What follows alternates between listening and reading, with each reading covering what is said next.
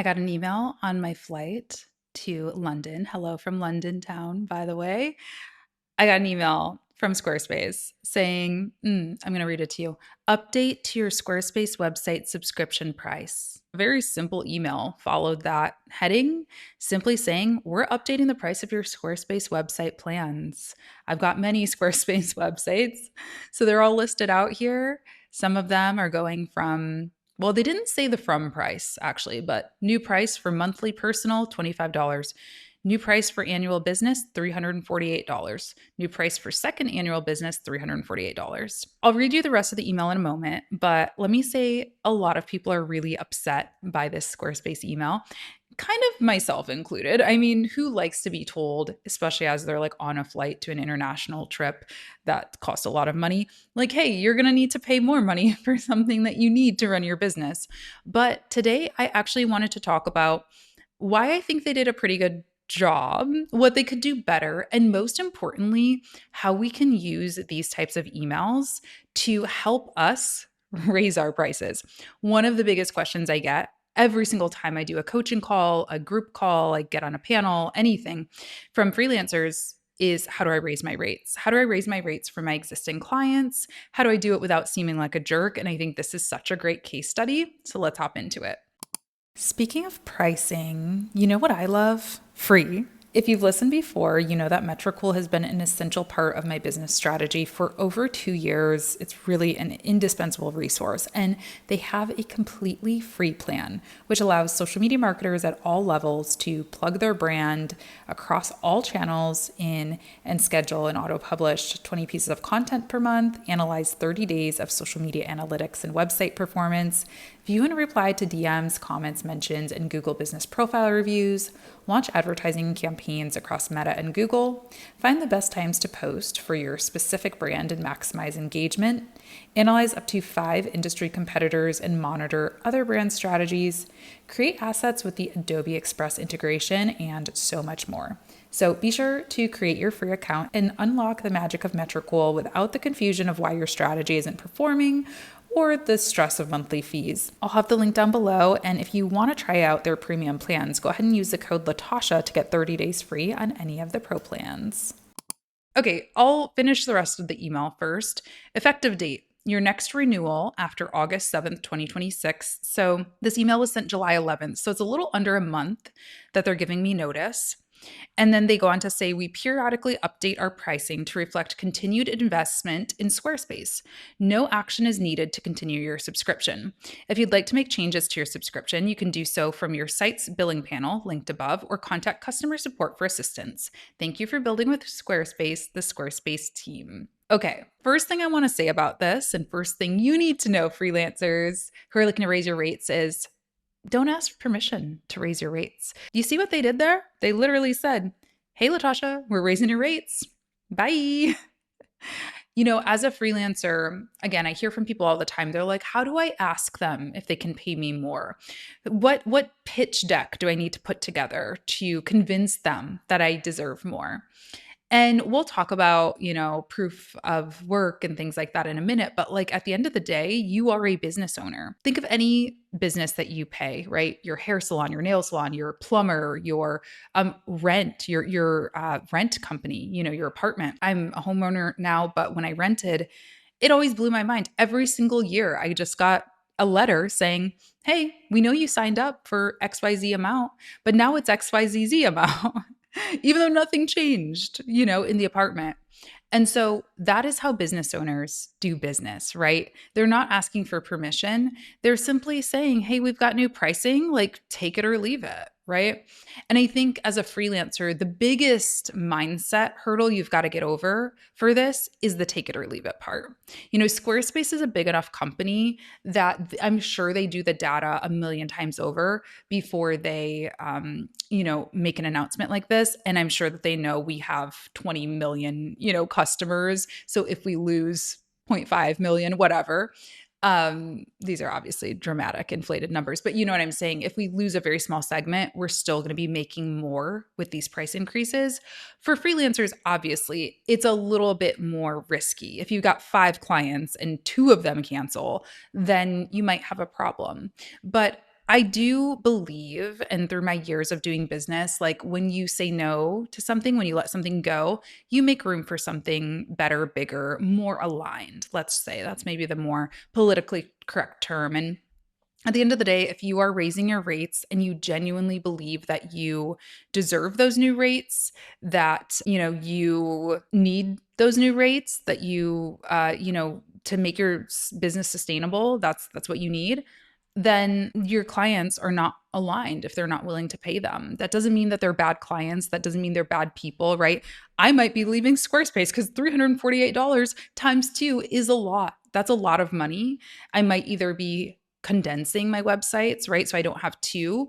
I might be looking at other options. That doesn't mean I'm a bad person, but it does mean that I'm not aligned. It means my business is not aligned for those rates anymore if I decide to leave, right? Now, what I do like is they did explain why. It was pretty simple. Let me go back to it. To reflect continued investment in Squarespace. I mean, they didn't over explain, which I do actually quite like. They didn't say, here are all of the different updates that we made to Squarespace. Here are the different investments we've made. Here's what we've got on the roadmap for 2027.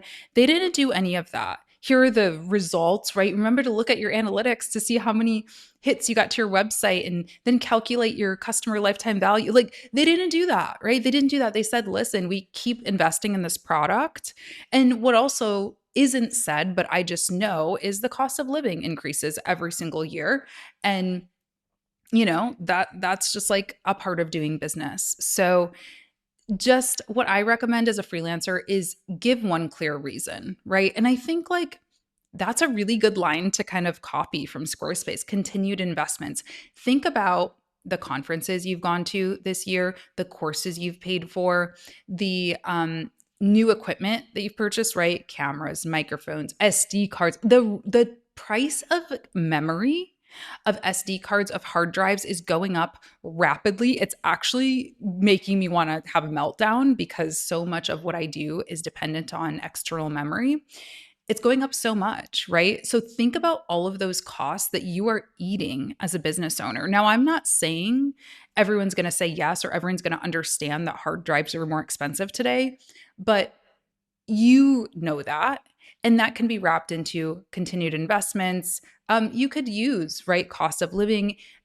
I've had some businesses send me similar emails that literally say, like, especially food. I remember, especially when like the tariffs were kind of new and happening, I would see food brands that I would buy from saying, like, because of the tariffs or whatever, cite whatever the most influential reason is and call it a day, right? We do not need to beg and plead and reaffirm our value a million times. No desperate energy, okay?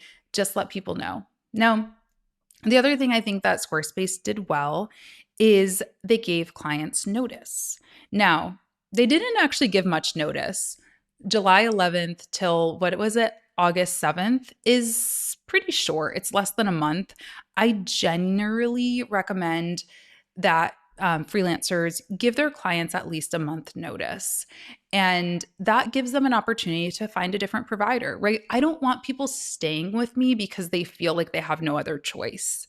I don't want people to feel like they're stuck with me and then feel resentful, like, oh my gosh, Latasha raised her rates. She didn't tell me in enough time. And so I didn't even have time to find someone else. And so now we're overpaying. And then they're going to be watching over your shoulder. Or they're going to be like, make sure to tell us your ROI, right? Like it's going to be awkward and they're going to be like ready to kick you to the curb the second they find somebody else. So I like giving at least 30 days notice. And for me, what I've typically done is just do an annual price increase at the end of the year. And so I communicate that before the holidays come. So if the new prices are going to take effect, let's say in 2027, then I might send out my emails in like October, November. So that gives people like 2 months, especially considering the holidays tend to be like a rushed, difficult time to find new people, giving that like 2 month buffer, if you will. And then it's a good excuse. It's, hey, I'm raising my rates for 2027 for everybody. This is not because I hate you. This is not because I'm picking on you. This is not like a personal thing. It's just like, this is my company policy, right? This is just a checklist thing that I do every year, or pick a date and just say it's my mid-year pricing assessment, you know? It makes it a little bit less personal. And like I said, my rent company is not like, hey, Latasha James, for you specifically. No, it's like, hey, rent's going up for everybody. And it's annoying, but it feels less, you know, less personal. And therefore, when I was renting, I was far less likely to be like, bye, I'm leaving, I'm getting a new apartment instead. No, something I will say is something I didn't like about the Squarespace email. And to be fair, like it's kind of impossible for a company like Squarespace to do that. Although maybe, I don't know, maybe for some of their corporate clients, I guess I would have to see the inside of their emails or their business plan, I guess. But I believe in rewarding loyalty to an extent. Like, listen, if you have a client who's been working with you since day one, you've been in business for 10 years, and they're still paying you $300 a month to manage all their social media, no, it's time for them to get a price increase too. But if you've got a client that pays on time, if not early, every single month, they're at like kind of your mid tier range, price range, if you will. They're a pleasure to work with. You love doing business with them. You love their product or service or whatever they do. Do you need to raise their rate? Probably not. Like, that's my unscientific opinion. I have always done that. I've always been kind of selective about who I'm raising prices for. I think that raising prices can actually be like a good out of contracts as well, which is something we don't talk about a lot as freelancers. But like, yes, signing long term contracts is great until you're like, wow, this client's a nightmare. Like, how do I stop working with them? And price increases are one way to do that. You know, I'm sorry if that sounds bad, but yeah, like it's a good conversation point. At least it's a good place to reopen that contract conversation, you know, and to have a chat and say, okay, here's the new rate. Are we all happy or not? You know, it's a door opener to that conversation if you're not happy, if they're not happy. And yeah, if I am happy with a client and I love them and I enjoy working with them, sometimes I just am like, whatever. They don't get the price increase this year. So you got to use your best judgment for that. But I certainly have done that. Like last year, there was one client in particular that I just love. And I'm like, nope, they actually paid me less this year because they dropped one thing from the deliverables list. And I'm totally fine with that because having that relationship and also having that, steady pay from them is worth it to me. It's worth way more than the cost of getting a new client at their level. So you've got to, take that into mind, keep that in mind. And yeah, I think about this with landlords too, the landlord example. Like I, I know I was a lifelong renter, until I bought my house a few years ago. Even, when I was a kid, we always rented. And I remember like sometimes we just didn't get a price increase because I know that we were like in my family and even myself individually, like I was a great tenant. And I was like, why is everyone else getting a price increase? And it's like, oh, probably because I pay my rent early every month. So keep that in mind. One thing I do want to say here is yes, you've got to keep in mind that you probably will lose clients. If you send out an email like this, if you say, hey, we're raising the rates, there is a good chance you are going to lose clients, at least a client, depending on your client load, right? But do the math and figure out, what does it cost me to get a new client? How much time is that going to take on average? What is the new rate that I'm going to charge them? And how does that balance out with what this old client or clients were paying me? How many new clients at the new rate am I going to need to get to replace that one client or two clients that drop, right? And how much time is that going to save me? How much peace of mind is that going to save me? It's always a gamble, right? Like that's the thing about business. Everything in business is like it's always a risk, it's always a gamble. There's no guarantees. But I do think that you can mitigate your risk by planning ahead. And, with that, that means having a good emergency fund. That means, again, giving people notice. It means not pulling the rug under people, doing it with good reason. And again, I think at the end of the day, it's a big mindset thing. It's like you look at the numbers, right? You look at the reports that you've sent your clients over the past year that you've worked together, And fill your brain with that before you send out this email, because that is going to affect your energy. That's going to affect how the conversation happens. Now, also, really quick, I want to say this probably should be a conversation if you're doing a service based project for a client, right? Squarespace is like a SaaS company, it's very transactional. They didn't need to call me personally on my phone and tell me that. But if you're doing like social media management for a client, I think it's always nice to have a conversation or offer a conversation. Maybe it is sent out as an email like this. Hey, we're doing our annual pricing update. Feel free to book a call if you have questions or you want to talk through things.